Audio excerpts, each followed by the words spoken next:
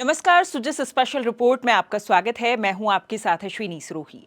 आज हम बात करेंगे एक ऐसी पहल की जो न सिर्फ जल संरक्षण की दिशा में क्रांतिकारी कदम है, बल्कि भावनात्मक जुड़ाव की मिसाल भी बन रही है। कर्म भूमि से मातृभूमि अभियान, जो राजस्थान सरकार का एक अभिनव प्रयास है। मुख्यमंत्री श्री भजनलाल शर्मा के नेतृत्व में ये योजना केवल जल संकट से निपटने का उपाय नहीं है, बल्कि ये सामाजिक सहभागिता, भावनात्मक संबंध और सांस्कृतिक चेतना को भी सशक्त करती है। तालाब, बावड़ी, जोहड़ और कुएं जैसे पारंपरिक जल स्रोतों को समुदाय व प्रवासी जनों के सहयोग से पुनर्जीवित किया जा रहा है।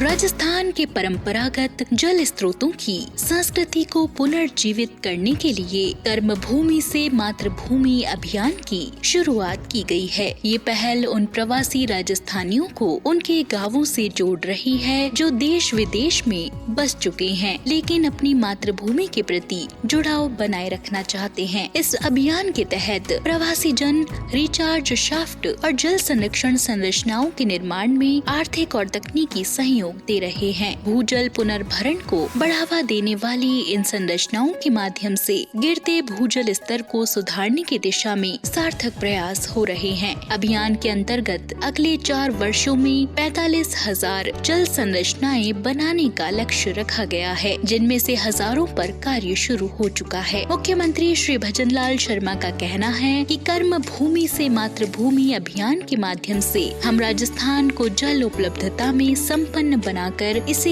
एक हरा भरा, समृद्ध और आत्मनिर्भर राज्य बनाएंगे। इस अभियान के माध्यम से हमारे भविष्य के लिए जल सुरक्षा सुनिश्चित होगी। उन्होंने कहा कि जल संचय हम सबकी सामूहिक जिम्मेदारी है। नदियाँ, तालाब और जल स्रोत हमारी विरासत हैं और यह हमारा कर्तव्य है कि हम उन्हें बचाने और संरक्षित करें। उन्होंने कहा कि यह अभियान राजस्थान की समृद्धि और आने वाली पीढ़ियों के भविष्य के लिए अहम है।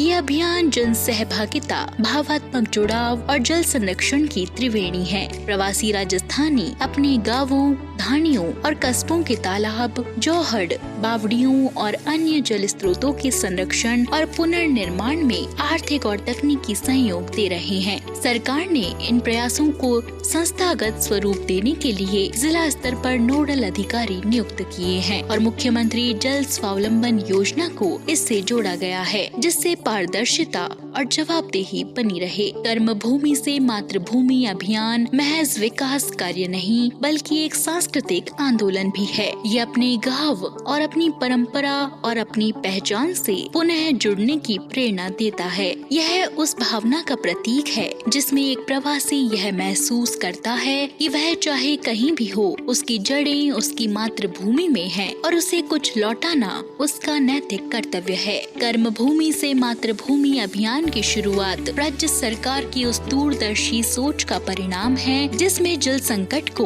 केवल प्राकृतिक समस्या न मानकर सामाजिक सहयोग से हल करने की रणनीति अपनाई गई। मुख्यमंत्री श्री शर्मा ने प्रवासी राजस्थानियों की मातृभूमि से जुड़ाव की भावना को केंद्र में रखते हुए इस अभिनव पहल की नींव रखी। इसका विचार यह था कि जो लोग आज अपनी कर्म भूमि पर सफलता के शिखर पर हैं, वे अपनी जड़ों, अपने गांव, अपने जल स्रोत, अपनी संस्कृति से जुड़ें और उन्हें पुनर्जीवित करने में भागीदार बने। इस अभियान को शुरुआत से ही सकारात्मक जन सहयोग, भावनात्मक अपनत्व और प्रशासनिक समर्पण का अद्वितीय संगम प्राप्त हुआ। मुख्यमंत्री ने 15 जुलाई 2025 को जयपुर में आयोजित एक राज्य स्तरीय समारोह में अभियान का शुभारंभ किया और प्रवासी राजस्थानियों से आह्वान किया कि वे जल संरक्षण की इस जन चेतना में अपनी भूमिका निभाएं।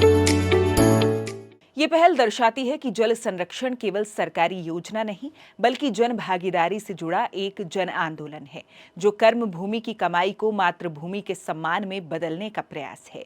राज्य सरकार इस अभियान को केवल वर्तमान समाधान के रूप में नहीं, बल्कि भावी पीढ़ियों के जल भविष्य की नींव मानती है। मुख्यमंत्री श्री भजनलाल शर्मा का मानना है कि जल संरक्षण तभी सफल हो सकता है जब ये एक सरकारी योजना के बजाय जन आंदोलन बन जाए। यही कारण है कि इस अभियान में प्रशासनिक तंत्र के साथ साथ समाज की भागीदारी को भी प्राथमिकता दी जा रही है। सुजस स्पेशल रिपोर्ट में फिलहाल के लिए इतना ही। फिर होगी आपसे मुलाकात, तब तक के लिए नमस्कार।